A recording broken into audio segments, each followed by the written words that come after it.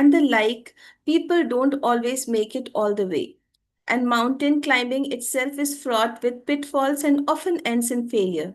So one's life would be interrupted en route with just this, a tentative me leading a tentative life. What kind of life would that be? That is, well, that would be a case of getting one's just deserts.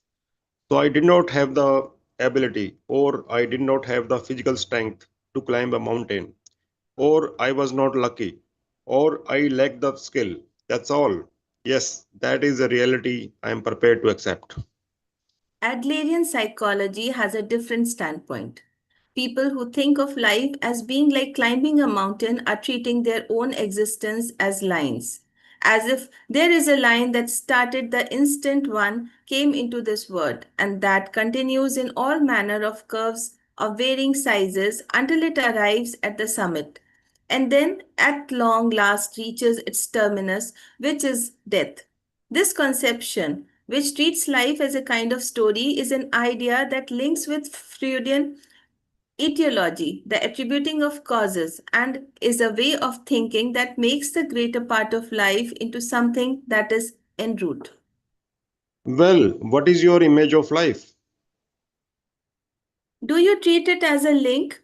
Think of life as a series of dots. If you look through a magnifying glass at a solid line drawn with chalk, you will discover that what you thought was a line is actually a series of small dots. Seemingly linear existence is actually a series of dots. In other words, life is a series of moments. A series of moments? Yes, it is a series of moments called now. Mansi, please scroll.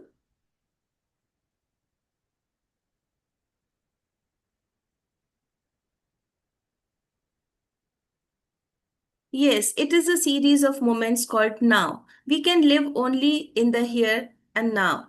Our lives exist only in moments. Adults who do not know this attempt to impose linear lives onto young people.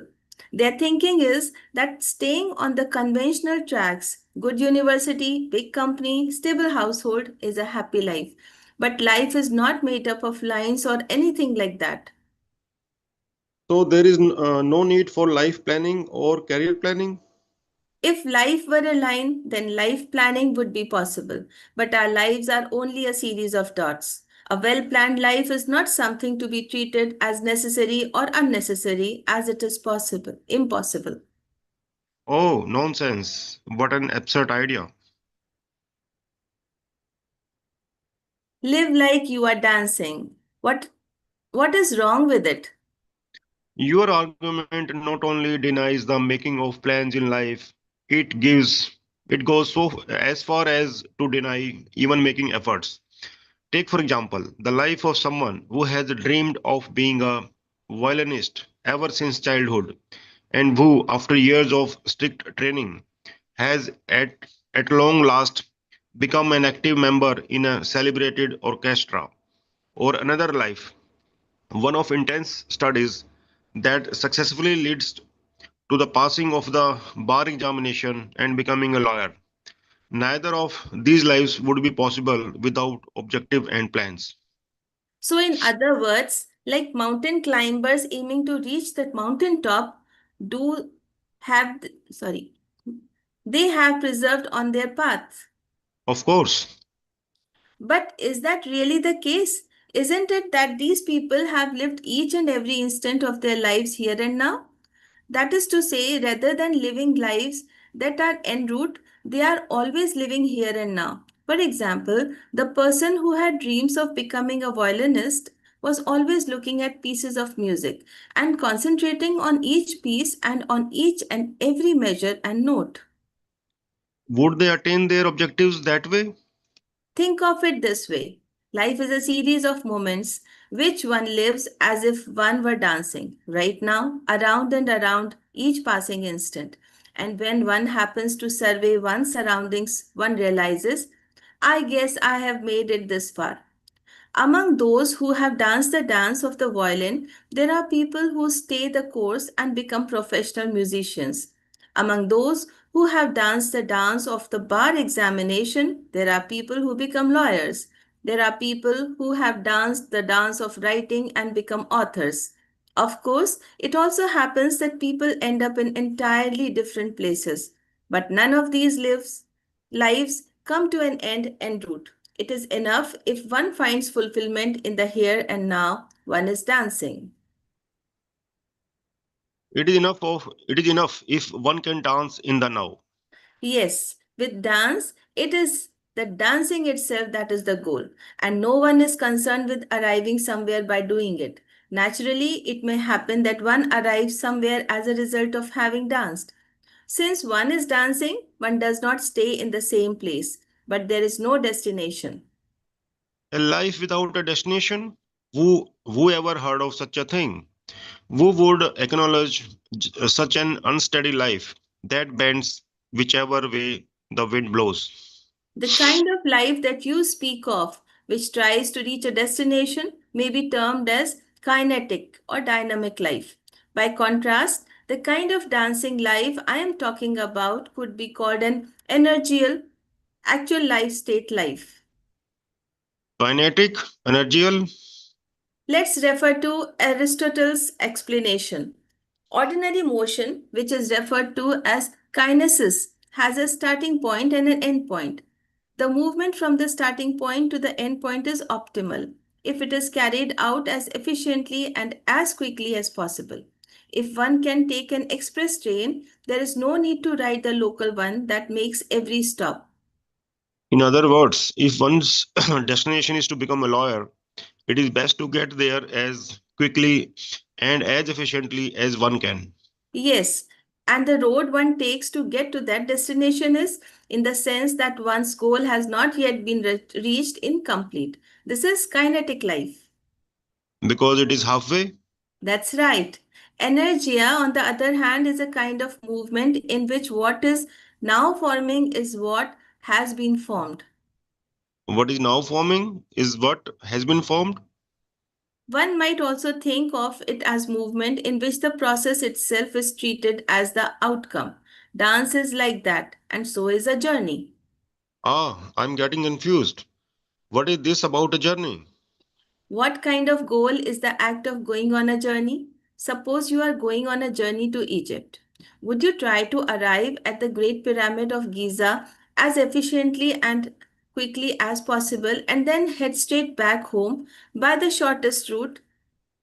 One would not call that a journey. You should be on a journey the moment you step outside your home, and all the moments on the way to your destination should be a journey. Of course, there might be circumstances that prevent you from making it to the pyramid, but that does not mean you didn't go on a journey. This is energial life. I guess, uh, I guess I'm just not getting this. Were not you refuting the kind of value system of aiming for the mountaintop? What happens if you liken energy life to mountain climbing? If the goal of climbing a mountain were to get to the top, that would be a kinetic act. To take it to the extreme, it wouldn't matter if you went to the mountaintop in a helicopter, stayed there for 5 minutes or so, and then headed back in the helicopter again. Of course, if you didn't make it to the mountaintop, that would mean the mountain climbing expedition was a failure. However, if the goal is mountain climbing itself and not just getting to the top, one could say it is energial. In this case, in the end, it doesn't matter whether one makes it to the mountaintop or not. That sort of argument is just ridiculous. You have fallen into a completely self-defeating contradiction. Before you lose face, before the whole wide world, I'll cut through your shameless nonsense once and for all. Oh, I would be much obliged. Shine a light on the here and now. Look, in your refutation of etiology, you rejected focusing on the past. You said that the past does not exist and that it has no meaning. I acknowledge those points. It is true that one cannot change the past. If there is something that can be changed, it is the future. But now, by advocating This unenergial way of living, you are refuting planning. That is to say, you are rejecting even changing one's future of one's own volition. So while you reject looking back, you are rejecting looking forward too. It is like you are telling me to just walk blindfolded along a pathless path. You can see neither behind you nor in front of you. That's right, I can't see. Isn't that only natural? Where is the problem here? What? What are you talking about? Imagine that you are standing on a theater stage. If the house lights are on, you will probably be able to see all the way to the back of the hall. But if you are under a bright spotlight, you won't be able to make out even the front row. That's exactly how it is with our lives. It's because we cast a dim light on our entire lives that we are able to see the past and the future, or at least we imagine we can. But if one is shining a bright spotlight on here and now, one cannot see the past or the future anymore. A bright spotlight? Yes, we should live more earnestly only here and now. The fact that you think you can see the past or predict the future is proof that rather than living earnestly here and now, you are living in a dim twilight. Life is a series of moments, and neither the past nor the future exists. You are trying to give yourself a way out by focusing on the past and the future. What happened in the past has nothing whatsoever to do with your here and now, and what the future may hold is not a matter to think about here and now. If you are living earnestly here and now, you will not be concerned with such things. But When one adopts the point of view of Freudian etiology, one sees life as a kind of great big story based on cause and effect. So then it's all about where and when I was born, what my childhood was like, the school I attended, and the company where I got a job. And that decides who I am now and who I will become. To be sure, likening one's life to a story is probably an entertaining job. The problem is, one can see the dimness that lies ahead at the end of the story. Moreover, one will try to lead a life that is in line with that story, and then one says, my life is such and so I have no choice but to live this way, and it's not because of me, it's my past, it's the environment, and so on. But bringing up the past here is nothing but a way out, a lifeline. However, life is a series of dots, a series of moments. If you can grasp that, you will not need a story any longer. if you put it that way, the lifestyle that Adler is advocating is a kind of story too. Lifestyle is about here and now and is something that one can change of one's own violation. The life of the past that looks like a straight line appears that way to you only as a result of your making ceaseless resolutions to not change. The life that lies ahead of you is a completely blank page, and there are no tracks that have been laid for you to follow.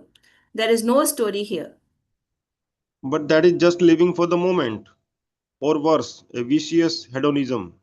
No, to shine a spotlight on here and now is to go about doing what one can do now, earnestly and consistently. Consciously, yeah, Consciousness, no, it's not consciousnessly also. consciously, Cons, हाँ, consciously. conscientiously. Yeah, yeah, just like a Conscientiously. conscious, with a Yes, conscious mindset. conscious. Yeah, conscious effort. Okay, yeah. I Scroll up. think it is conscientiously, I think. Yeah, yeah, It's a Conscientious. it's consciously. a Yeah. conscientially, Sorry? Conscientious. conscientially. Consciously, See, Conscious. but it is SC. conscientially. Conscientially. What does that mean? Conscious only, no? Yeah, yeah, yeah. Something related to conscious. Okay. The greatest life lie. Okay, what I will do is, Anjali, you can, now you read the youth, I will read the philosopher. Okay. Done. Yeah. To live earnestly and conscientiously. Uh, just a minute. Yeah. Suman is also here if she wants to read. Uh, if anyone else. Suman, you want to read today? Yeah, I can. Yes. Yeah. So Okay, you guys Suman. decide who wants to go. Oh, well, like हाँ, तो So, Suman, you can read. You take the youth part. Manish, she is reading philosophers part. okay. Hmm. For To live example, okay. to live honestly and conscientiously. For example, one wants to get into a university that but makes no attempt to study. This an attitude of not living earnestly here and now. Of course, maybe the entrance examination is still far off. Maybe one is not sure what needs to be studied or how thoroughly, and one finds it troublesome. However, it is not enough to do it little by little. Every day, one can work out some mathematical formulas, one can memorize some words. In short, one can dance the dance. By doing so, one is sure to have a sense of that is what I did today. That is what today, this single day, was for.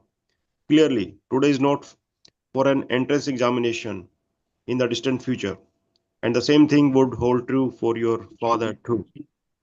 He was likely dancing earnestly the dance of his everyday work. He lived earnestly here and now without having a grand objective or the need to achieve that objective. And if that was the case, it would seem that your father's life was a happy one. Are you telling me to affirm that way of living? That I should accept my father's constantly work burdened existence? There's no need to make yourself affirm it. Only instead of seeing his life as a line that he reached, start seeing how he lived it. See the moments of his life. The moments. and the and the same way he said with regard to your own life. You set objectives for the distant future and think of now as your preparatory period. You think, I really I really want to do this, and I will do it when the time comes. This is a way of living that postpones life. As long as we postpone life, we can never go anywhere, and we will pass our days only one after the next in dull monotony because we think of here and now as just a preparatory period, as a time for patience, but a here and now in which one is studying for an entrance examination in the distant future, for example, is the real thing. Okay, I will accept that. I can certainly accept living honestly here and now and not setting up some fabricated line. But I don't have any dreams or objectives in my life. I don't know what dance to do. My here and now is nothing but utterly useless moments. Not having objectives or the like is fine. Living earnestly here and now is itself a dance. But one must not go too serious. Please do not confuse being earnest with being too serious. Be honest but not too serious. That's right. Life is always simple, not something that one needs to get too serious about. If one is living each moment earnestly, there is no need to get too serious. And there is another thing I would like you to keep in mind. When one has adopted an energial viewpoint, life is always complete. It's complete. If your life or mine, for that matter, were to come up to an end here and now, it would not do to refer to either of them as unhappy. The life that ends at the age of 20 and the life that ends at 90 or are both complete lives and lives of happiness. So, if I have lived honestly here and now, those moments will always be complete. Exactly. Now I have used the word life lie again throughout our discussion. I would like to conclude by talking about the greatest life lie of all. Please do. The greatest life lie of all is to not live here and now. It is to look at the past or and the future, cast a dim light on one's entire life, and believe that one has been able to see something. Until now, you have turned away from the here and now and shone a light only on invented past and futures. You have told a great lie to your life, to these irreplaceable moments. Oh, okay. So cast away the life lie and fearlessly shine a bright spotlight on here and now. That is something you can do. That is something I can do. Do you think I have in me the courage to live out these moments honestly without resorting to the lifeline? Since neither the past nor the future exist, let us talk about now. It is not yesterday or tomorrow that decides it. It is here and now. Yes, scroll up, please, Nancy. Give meaning to seemingly meaningless life. Youth, what are you saying? I think this discussion has now reached the water's edge. Whether you drink the water or not is entirely up to you. Ah, maybe Adlerian psychology and your philosophy are actually changing me. Maybe I am trying to let go of my resolve not to change and choose a new way of living, a new lifestyle. But wait, there is one last thing I'll like to ask. And what would that be? When life is taken as a series of moments and existing only here and now, what meaning could it possibly have? For what was I born, and for what am I enduring this life of hardship until I reach my last gasp? The point of it all is beyond me. What is the meaning of life? What are people living for? When someone posed these questions to Adler, this was his answer. Life in general has no meaning. Life is meaningless. The world in which we live is constantly beset by all manner of horrendous events, and we exist with the ravages of war and natural disasters all around us. When confronted by the face of children dying in the turmoil of war, there is no way one can go on about the meaning of life. In other words, there is no meaning in using a generalization to talk about life. But being confronted by such incomprehensible tragedies without taking any action is tantamount to affirming them. Regardless of the circumstances, we must take some form of action. We must stand up to Kant's inclination. Yes. Now, suppose one experiences a major natural disaster, and one's response is to look back at the past in an etiological manner and say, what could have caused such a thing to happen? How meaningful would that be? An experience of hardship should be an opportunity to look ahead and think, what can I do from now on? I agree entirely.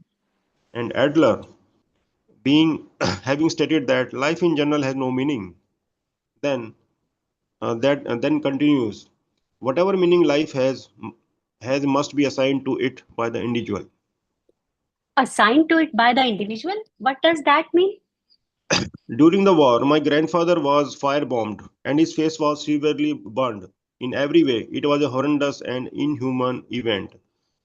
It would certainly have been within the realm of possibility for him to choose a lifestyle with the perspective of the world is a horrible place or people are my enemies.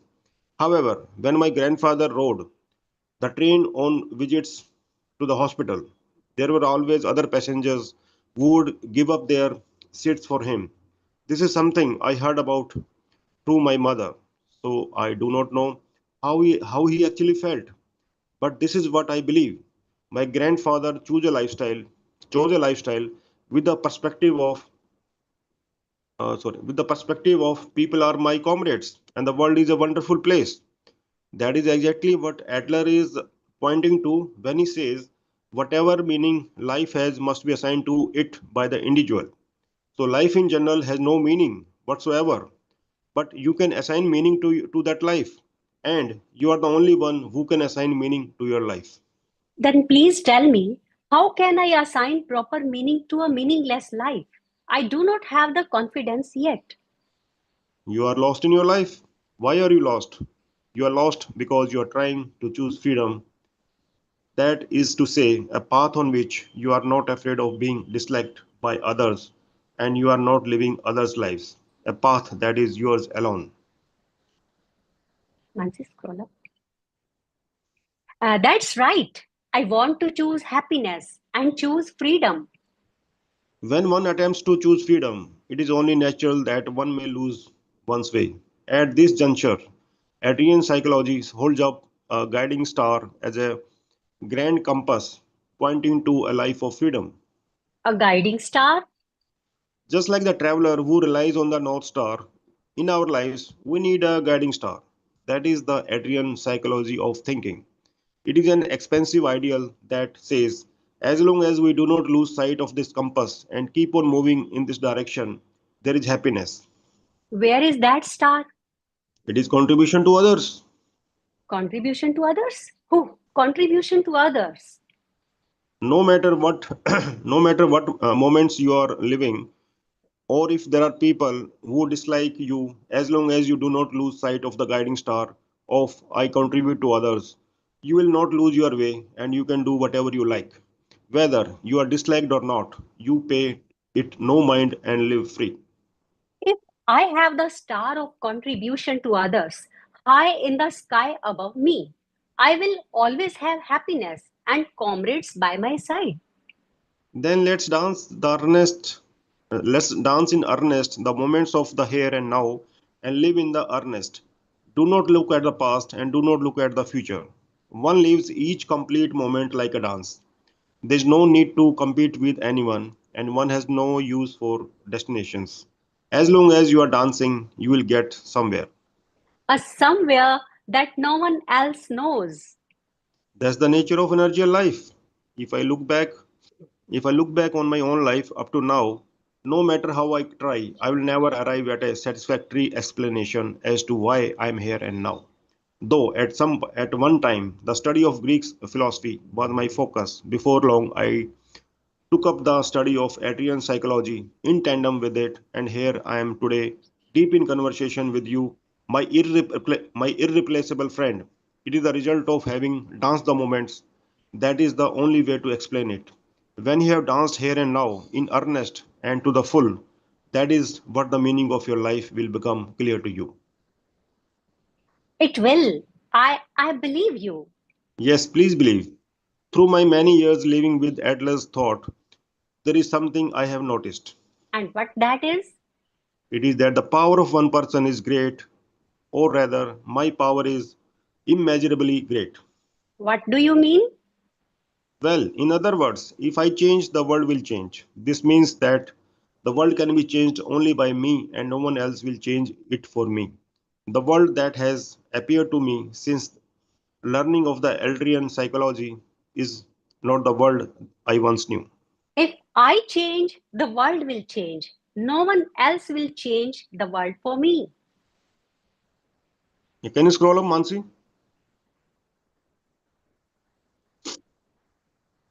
It is similar to the shock experienced by someone who, after many years of being nearsighted, puts on glasses for the first time. Previously, indistinct outlines of the world become well defined, and even the colors are more vivid. Furthermore, it is not only a part of one's visual field that becomes clear, but also the entire visible world. I can only imagine how happy you will be if you have a similar experience. Ah, if only I had known. I wish I had known this 10 years ago, or even just 5 years ago. If only I had known 5 years ago before I got a job. Mansi, can you remove this low battery? Close this. Yeah, thank you. No, that is not the case. You say you wish you had known this 10 years ago.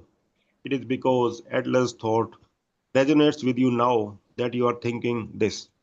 No one knows how you would have felt about it 10 years ago. This discussion was something that you needed to hear now. Yes, I certainly did. One more time, I give you the words of Adler. Someone has to start. Others people might not be cooperative, but that is not connected to you. My advice is this. You should start with no regard to whether others are cooperative or not. I cannot tell yet if it is I who have changed or if it is the world that I can see from that vantage point that has changed. But there is one thing I can say with conviction here and now is shining brightly. Yes, it is so bright that I can see almost nothing of tomorrow.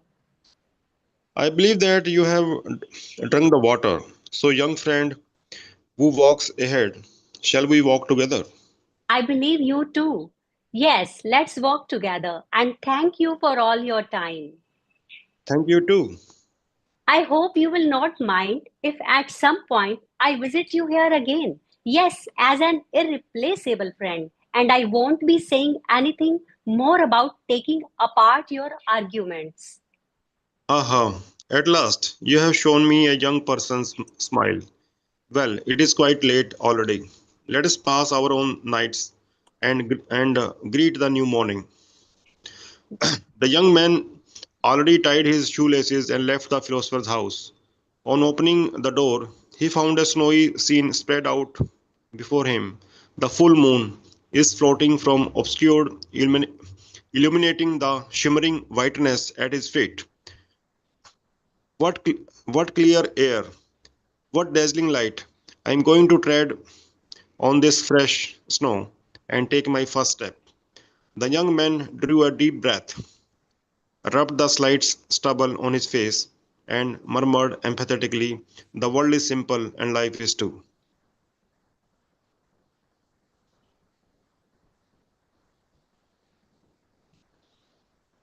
Afterward, so somebody want to read? Yes, I will go ahead and Yeah, go ahead. Yeah. afterward.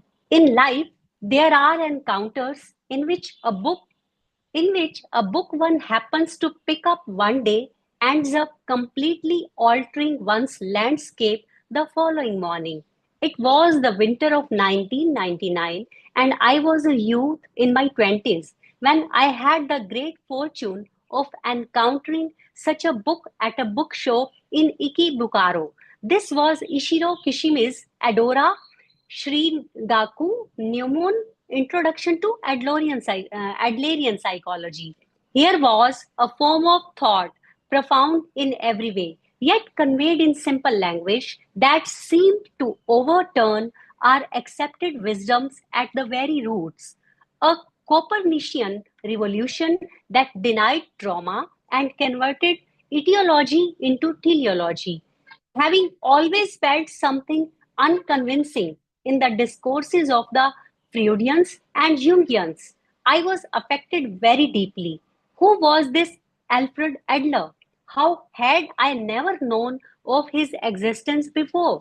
I purchased every single book by or about Adler that I could get my hands on and became completely engrossed and read them over and over again. But I was struck then by a certain fact. What I was interested in was not solely Adlerian psychology, but rather something that had emerged through the filter of the philosopher Ishiro Kishimi. It was Kishimi Adler studies that I was seeking. Grounded in the thought of Socrates and Plato and other ancient Greek philosophers, the Adlerian psychology that Kishimi conveys to us reveals Adler as a thinker, a philosopher whose work went far beyond the confines of clinical psychology. For instance, the statement, "it is only in social contexts that a person becomes an individual," is positively Hegelian in his laying emphasis on subjective interpretation over objective truth. He echoes Nietzsche's worldview and ideas, recalling the phenomenology of Husserl and Heidegger are in abundance. Yes, scroll up, please.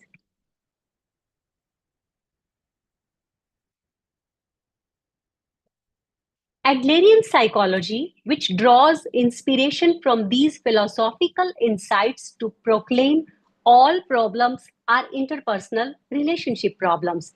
People can change and be happy from this moment onward. And the problem is not one of ability, but of courage, was to utterly change the worldview of this rather confused youth.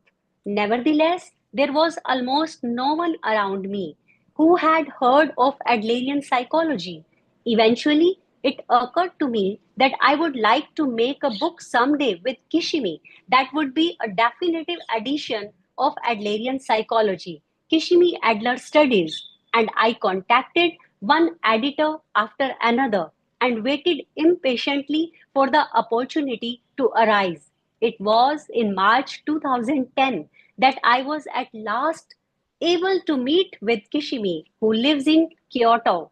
More than 10 years had passed since my first reading of Introduction to Adlerian Psychology. When Kishimi said to me then, Socrates' thought was conveyed by Plato. I would like to be a Plato for Adler. Without a second thought, I answered, then I will be a Plato for you, Mr. Kishimi. And that is how this book was conceived. One aspect of Adler's simple and universal ideas is that there are times when he may seem to be stating the obvious, while at others he is likely to be regarded as espousing utterly unrealizable idealistic theories. Accordingly, in this book, in hopes of focusing on any doubts that might be harbored by the reader, I have adopted the format of a dialogue between a philosopher and a young man. As is implied in this narrative, it is not a simple thing to make the ideas of Adler one's own and put them into practice. There are points that make one want to rebel, statements that are difficult to accept, and proposals that one may struggle to grasp. Scroll up, please.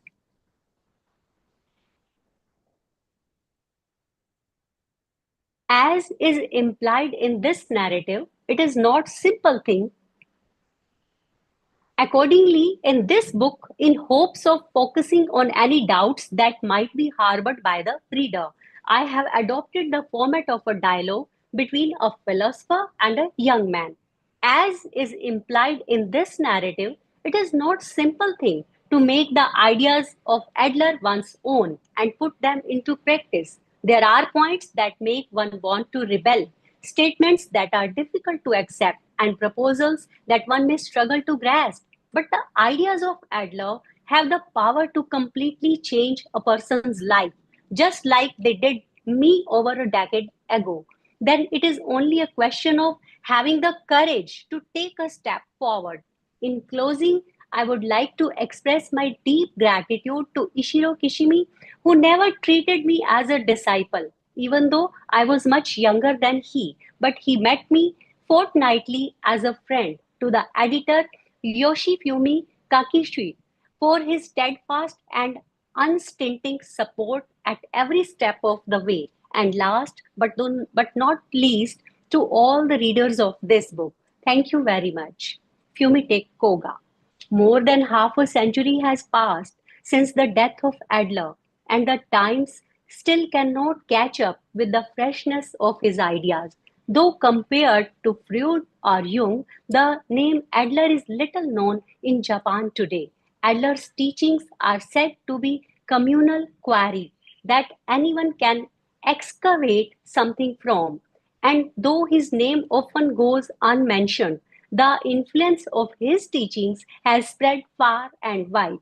I had been studying philosophy ever since my late teens, and it was around the time my child was born.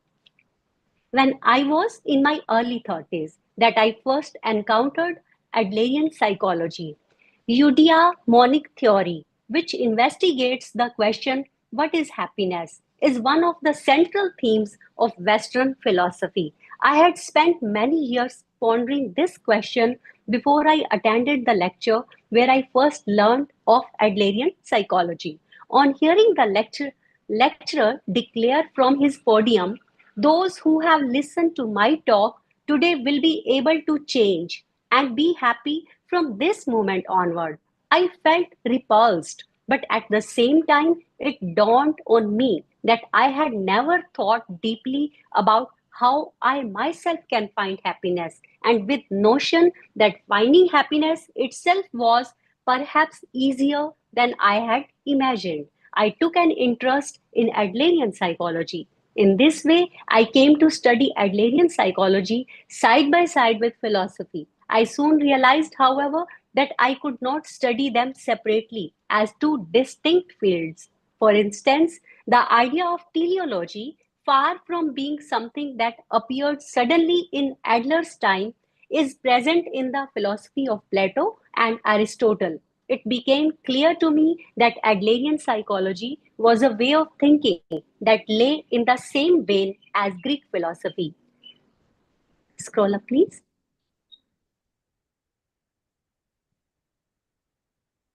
Moreover, I noticed that the dialogues that Socrates engaged in with youths, which Plato recording in writing for posterity, could be said to correspond very closely to the counseling practiced today.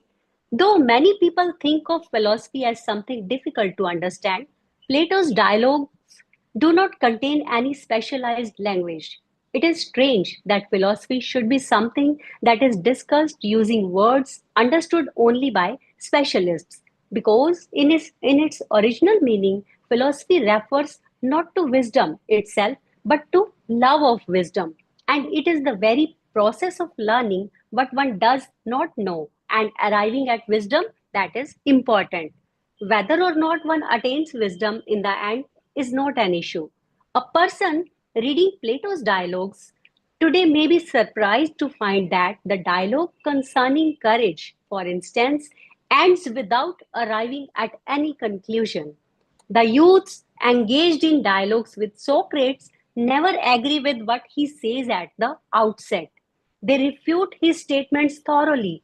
This book is continuing in the tradition of philosophy since Socrates, and that is why it follows the format of a dialogue between a philosopher and a youth.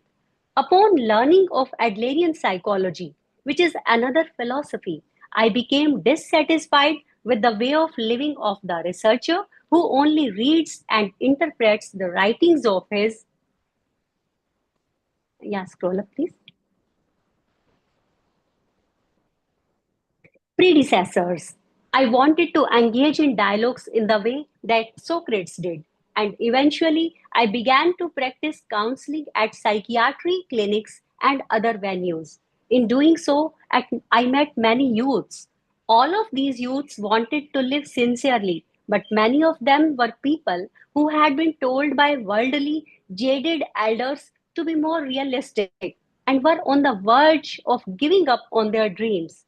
People who had been through arduous experiences of being entangled in interpersonal relationships that were complicated precisely because they were pure.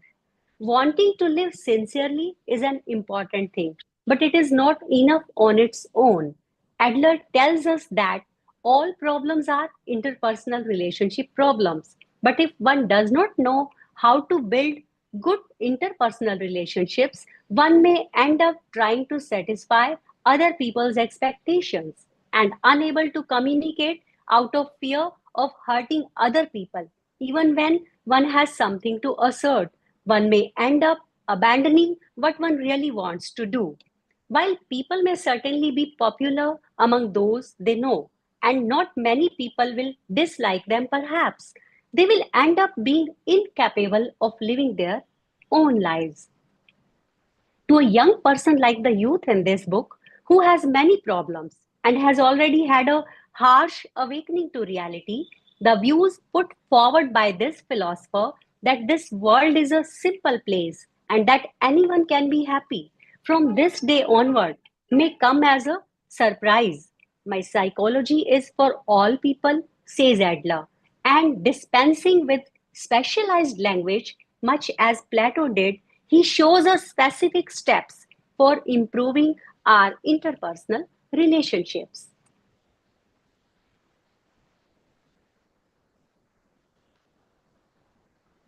If Adler's way of thinking is hard to accept, it is because it is a compilation of antitheses to normal social thinking, and because to understand it, one must put it into practice in everyday life. Though his words are not difficult, there may be a sense of difficulty like that of imagining the blazing heat of summer in the dead of winter. But I hope that readers will be able to grasp keys here to solving their interpersonal relationship problems. The day Fumite Koga my collaborator and writer for this book, first visited my study. He said, I will be a platter for you, Mr. Kishimi. Today, the reason we can learn about the philosophy of Socrates, who left no known writings, is that Plato took down his dialogues in written form. But Plato did not simply record what Socrates said. It is thanks to Plato's correct understanding of his words that Socrates' teachings are still conveyed today. It is thanks to the exceptional powers of understanding of Koga, who persisted in carrying out repeated dialogues with me over a period of several years, that this book has been the light of the day. Both Koga and I often made visits to our teachers in our university days, and the youth in this book could be either one of us, but more than anyone, he is you who picked up this book. It is my sincere hope that while your doubts may linger, I will be able to support your resolution in all manner of life situations through this dialogue with the philosopher Ishiro Kishimi.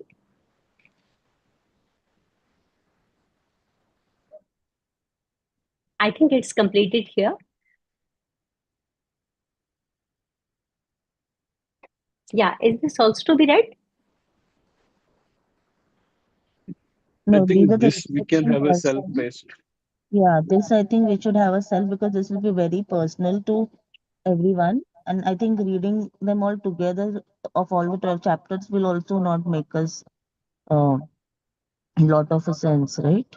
Yeah. So let's leave this as a self-work exercise. Maybe this weekend can be utilized for it if we are very serious to work upon things. There is nothing on the fifth night. I think it's only 4 nights. Okay, what is this? Enhance your book club? Related to how to do. Okay, there is something that we should have read earlier, I guess, or maybe. Okay, there is some. They have given instructions on how we could have taken this book. It's more of a reflective kind of a reading, actually, Yeah, that they're yeah. suggesting in this, which we tried to do, but somehow it doesn't work very well with our group. People just don't respond that like this thing. We tried, right? We tried this thing. So, do we want to go through this or like do any steps from this anytime? So I think whatever is written over here, this is specifically the people who are gathering physically for reading. Yeah, For yeah, I them, it's agree. very I agree. suitable. And it is a slow process, right? Like when you just come together, you reflect, and we don't do it now. We have a structure set here. So yeah, okay, no problem. Then we are done with the book finally. And yeah, it was a for me, I found it a difficult read, to be honest. Like, it's very difficult to assimilate, and I feel we need to go very slow with this book, ideally. Like, slowly introspecting, reflecting. And maybe I feel we may not have to agree upon everything, also. We can have our own viewpoints, also. That is also one way of looking at books sometimes, because if we read two, three, like multiple books, every book can contradict each other also at times. That also happens, right? So it's okay. Yeah. So yeah, well, now that we're done with the book and about today's reading, who would want to say what? Like anything, any share, any insights from today or overall about the book? Feel free. We can have a small discussion over it, and then yeah, we can close the book at the day for today. Please share. Feel free to open up. The main thing is that we need to learn to live in present, because most of our problem arise that or we get stuck in the past, so we engross ourselves in past so much that sometimes it is very difficult to take actions in the present. So but my key learning is that we should at least enjoy the present moment, and if past is not, especially if past is not serving, should be mindful enough.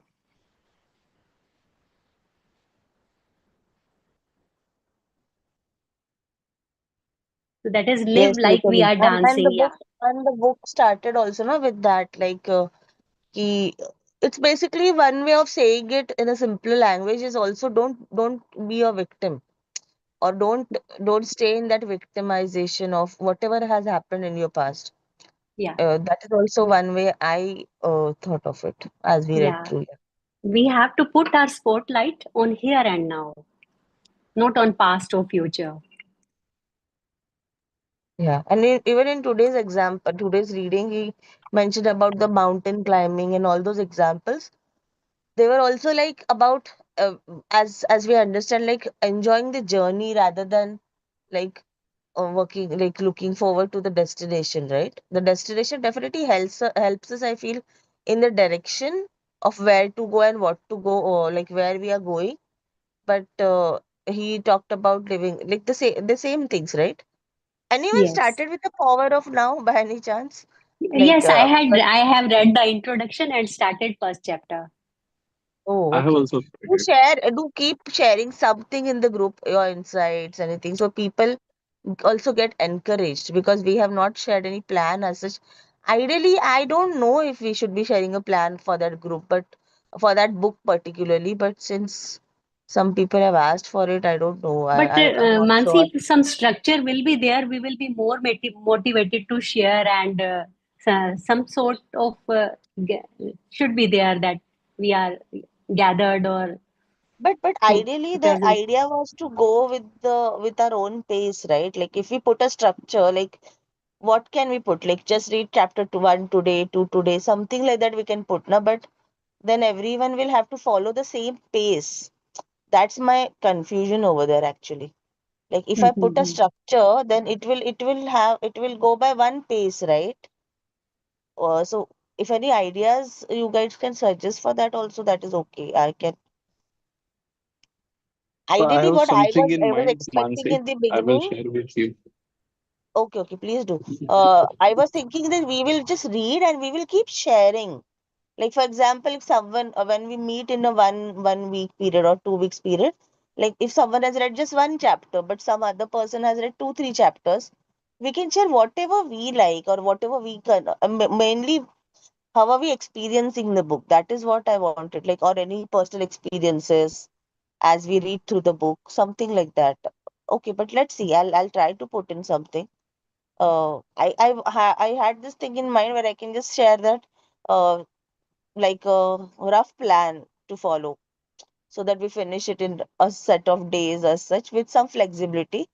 Yeah, But yeah. then again, I was thinking ki if I put that way, then maybe again it will be restrictive, right?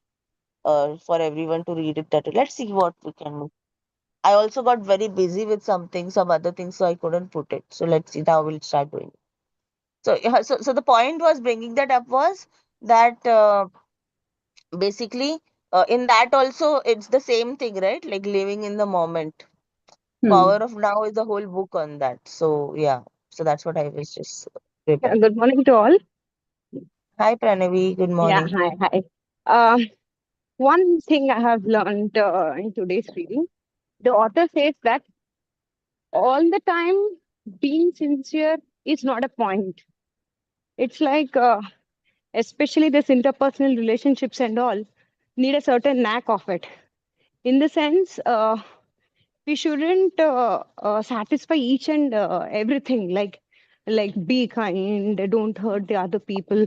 I mean, it has something like it shouldn't affect your authenticity as well. So you shouldn't lose your authenticity pacifying other people's emotions or whatever. So you need to be mindful, and you should know the balance of how to maintain that interpersonal relationships without affecting one's own personality. So he has told it in a beautiful way that I really loved it, because at times we will go an extra mile and try to serve the people around, and this may indirectly lose our personality traits as well. So you need to be mindful about it. Then only there will be something about your own self. I mean, you would be authentic to yourself. That gives a complete satisfaction, right? So that satisfaction shouldn't be disturbed at the cost of people's, maintaining the social relationships or whatever. So that I loved it. Thank you all. Yeah, very true, very true. Very well pointed, actually. And yes, he today what we read, it's more about life is a dance kind of a thing, right? So what I understand from it is basically, uh, I see at it more of a harmony, right? Like where we keep shifting gears as per the situation, like, or how is dance is all about getting in tune with the music, right? So when the music is fast, you take faster steps. When the music is slow, it's more of like following the rhythm, and there is no set rules like as such. Like there is no set this thing that you just go with the flow kind of a thing. So that is what how I see it. It's more of a Yes. rhythm and harmony, which you may not have like equal. Even balance has like some people think that balance is more of like equal things, but everyone have their own way of Way of looking at. balancing things. Yes, that's what, as you told, no. I mean, all the stuff in the book is not exactly relevant to one's own personality, because there were a few days where I used to not be in touch with most of the people around me, and then again after a few days I felt very much aloof ki why I'm not interacting with the people around. Then I went to a certain level that I need to uh, satisfy each and every other people's concern or something like that. Trust me, now I've got the real balance. According to me, real balance is I'm not bluffing myself in any form. It's like I'm not hiding any layers on my heart. Like I'm just trying to satisfy my own authentic self. I mean, without disturbing my own authenticity. Maybe it comes with the practice, but then for me, to now I got the knack of it. Now that I'm feeling happy about it. Yeah. Thank you.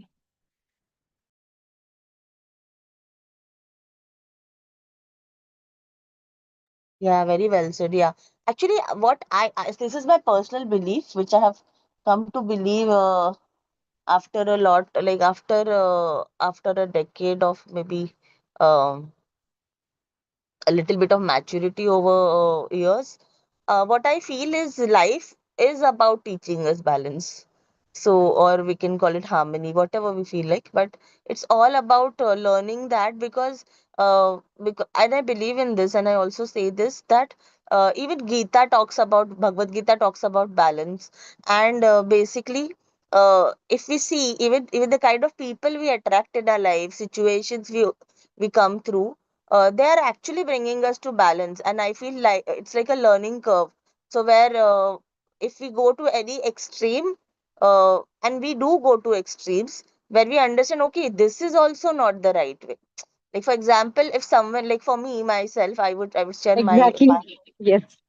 so earlier I feel uh, I was and I can see that my parents have a set of very different values compared to my in-laws, and I think this is very similar in many people's situation, where you attract people or situations where there are complete opposite value systems or conditioning or things like that, and then initially you come to believe that no, what you have learned earlier, like the way you're conditioned as a child or something, that is the right thing.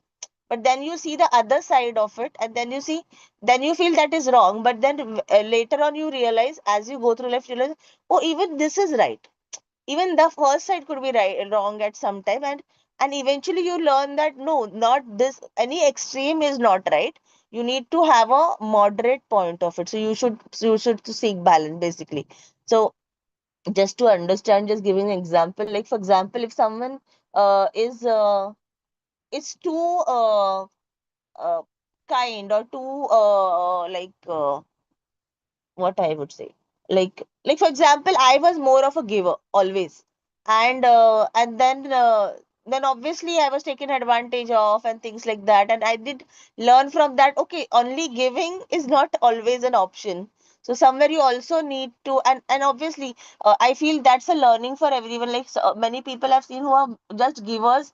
For them, it is also a learning that you should also learn to take. Whereas some people are just takers, they need to learn that you should also lead to give. So I think life is teaching us this some way or the other. Like with some moderation. Like for example, even spouses, if one spouse is very punctual, the other will be very casual, and each one will teach each other something. So one will teach each other discipline, one will teach the other one that you don't have to be always on your toes, but you can be a little relaxed. I think that's how we attract people who are opposite most of the times, so that we learn balance through the interactions, is what I have come to believe actually, in my personal belief, but I have found it true too in many scenarios as such. So yeah, anything else? Anything anyone would want to highlight about the book, about today's reading? We have just three, four of us now.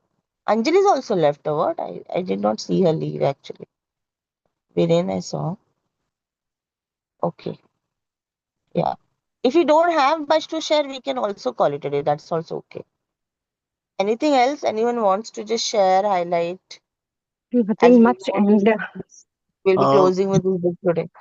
yeah, I can quickly in a minute I can share my insight for today. So the most important insight is that most of the issues in life are interpersonal because we are so connected with the people around us and things like that. So if we can solve our interpersonal issues, like a feeling of belonging to the community, helping others, and keeping everything in harmony, so it will solve. Like if one can solve the interpersonal issues, most of your problems are gone because most of the day-to-day issues are interpersonal. So we are so much engrossed by these interpersonal issues, maybe family, relatives, or colleagues and things like that. So that is one thing that the author has mentioned. So if we can solve all of the interpersonal by helping others, belonging to the community, because oh, చెట్లల్లకెళ్ళి సందులల్లకెళ్ళి. because Oh, right. Okay, I'll uh, just put her on mute. Good Maybe morning she's. శుభోదయం. yeah, because నిన్న we బాగా humans చేసినట్టు. we are social creatures. So we are so much affected by people around us if there is anything negative happening. So we should have a good belonging. We should contribute to others. And on the same line, I was reading in a book that if every human can think of make the other every other human being laugh, the world will be such a beautiful place. So if we can solve our interpersonal issues, then most of the issues in life are because are will be over because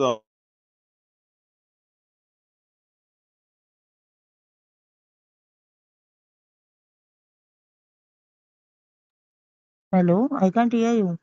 and second is that we don't have to focus on what has happened to me. Like, okay, sometimes we wonder too much that, okay, why this thing happened to me? So instead of just draining my mental energy on that, I should see that how I can use that experience to get better in life going forward. So that is one good thing. So because past is gone, you cannot change that. So why should I waste my mental energy on that? And the future is not promised. So I have to focus on living in now, and that's what I have in control. So that is one thing, second point. And the third point is that live life like a dance. A dance is that that I have to live to my true self, my authentic self, right?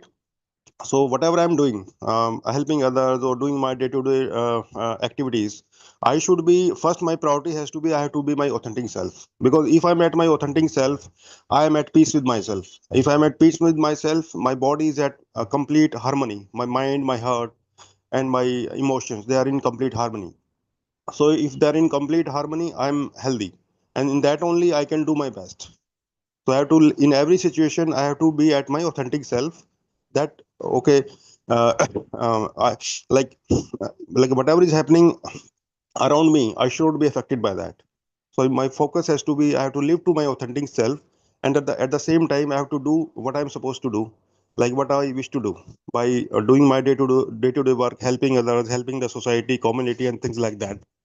Because anyway, we are all connected with each other.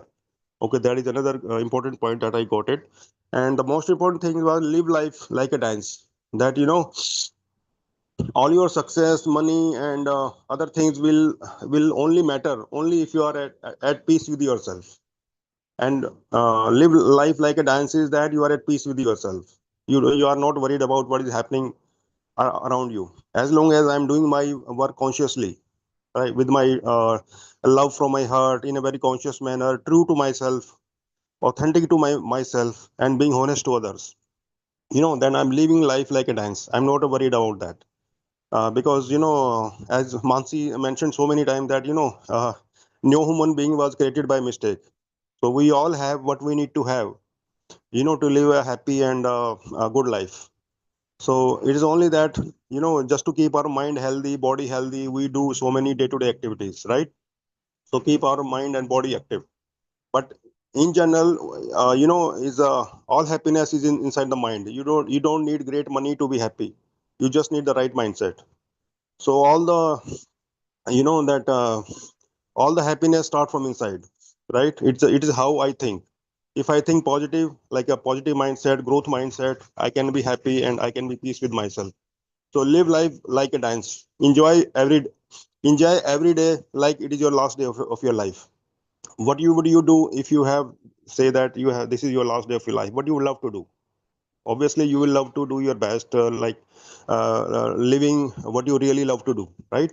Whatever you want to talk to the people, any activity you want to do, any good food you want to eat. So live life every day like a dance, enjoy it fully, so that you can enjoy, uh, you can get the best out of every day. And basically, the author also said that life is a series of moments, it's not a line. You cannot be happy after reaching a destination. You have to be happy at every moment. You have to do your best, don't worry about the outcome, and just enjoy the process. So enjoy every moment by doing your best and by being authentic to yourself. Yeah. So that's what I all wanted to share. Thank you. Thank you, Maniji. You summarized it very, very beautifully. And I can see that the way you are taking your takeaways from books and everything, they have really evolved. We can see that shift. So yeah, thank you for bringing it up so beautifully. So you actually remembered and you actually put it all together very nicely. Yeah, very true. For me personally, what I feel is this book is, as Viren, I remember how he used to say, he always say that this is a dangerous book. So basically, I feel this book really challenges our beliefs to quite an extent. So basically, whatever we read and the way it is put through so direct that it really challenges us, like to think, to reflect, uh, to question our own existing beliefs, and so many things, so many concepts are being put in that way, right? Like the superiority complex, inferiority complex, and the way it is all communicated, it's very interesting, I would say. So yeah, we should sometimes read books like this as, once in a while at least, right? So that we evolve as a soul also, and we, at least these things are seeded into us, right? Even if we read it for once, they get seeded, and then obviously the mind has its own way of working things out. Like maybe at some situation or something will pop up because of the seeding, and that makes a difference is what I feel. So I don't believe too much in reading every book by taking notes and going deep, because I feel the seeding is important, and some books are just meant to be read. If you feel like taking notes and going deeper in any book, you're always free to do that, but you don't have to restrict yourself with limiting reading just by because you have to go by that one method of reading, is what I believe. So I feel, yeah, this is wonderful. It's a good read, in fact, a very introspective read, I would say. And Deeper one more one, like thought. it will help you think deeper rather than shallow. Thinking deeper than shallow, because normally not many people are used to thinking deeper, right? But this book forces us to do so, and the way the dialogue way is put up, it also helps in that way. Yeah, yeah, Maniji, please continue. Yeah, one good insight just came to my mind was that, like you can always see most of the issues in life are due to interpersonal. Okay. So the insight from this book is that you have to have the courage to solve your interpersonal issues. Maybe you have to speak to somebody or whatever. You have to do your best. So you have to have that courage to solve interpersonal issues. Because what happens is that most of our mental energy is drained by interpersonal issues, because we are so engrossed. We are, because see, we are social animals, right? So we are so engrossed, our emotions, our happiness, they are so dependent on people or on interpersonal, maybe within the family, friends, colleagues, or the government, and whatever you call it. So we should have that courage to solve our interpersonal issues. That okay, yes, I have done every bit of what I can do from my heart, from the love of my heart, from the best of my mind, and I have done my best. And with that understanding, you will be able to solve most of the issues that will make you happy. And if something is not solvable, then maybe down the line you realize that it was supposed to be like that, right? See, the thing is, you do your best, and after that you leave it to God, because the God knows. God also says that okay, unless you leave it to me, how will I help you? You are just focusing on yourself. You are not doing your best, and after doing your best, you leave it to me. I will take care of you. Take care of your life. This is what I have read in so many different books, and it happens to me. Happens sometimes because see, we cannot be perfect at everything, but what we can do is we see all the actions are in our control. So we should have that courage that I have to take these many actions to solve all my issues of my life. If I do that, and after that, I leave it to God, and He will do the best for me. Because it just the spirit of God lies in your soul. So if I am doing everything from my heart with full courage and full belief, then most of the things will fall in place and things will happen on time. So the important insight is have the courage to solve your interpersonal issues, and still, if you are not able to solve some issues, also you will be happy at your heart. Yes, I did my best, and this is what I was supposed to do, and that you will feel very relaxed, very peace at your with yourself, and you will be happy. That's what I believe, and that's what I do on my day-to-day basis. Also, whatever I have not done in the past, maybe I didn't have the courage to take some action or speak to somebody or whatever it is. But with the knowledge from these books, I am building on that courage. That okay, I have to take action, whatever happens, because this is what I am supposed to do. It is my duty to do the best action from my heart, because your soul Very knows more true. than your mind. Because our mind is conditioned by the past, right? But our heart knows more than the mind. And we have also read that heart has the heart's electromagnetic field is 50 times higher than the mind, right? So our heart is very powerful. So if I can focus on my heart, and I from the love of my heart, if I do everything, then the most of the things will fall in place, which are meant for me. So the point is, I have like we need to have that courage to solve these interpersonal issues or whatever issues in life. And then this is what one is supposed to do. And then you will be happy with yourself, and I truly believe that most of the things will fall in place which is meant for you. So we should have that courage to take actions and fix all the issues, whatever we can think of in our life, and not to delay, because tomorrow is not guaranteed. What you have is only the current now. Do it now, and don't delay anything for tomorrow, because tomorrow is not guaranteed, right? So do your best and have that courage and fix your life every single day. Thank you. Yeah, very nice point that yes, we need to have courage to face our interpersonal relationships and maybe some talks or something, and that is also one thing that is why the name is so apt, na? Like the courage to be disliked. Very true.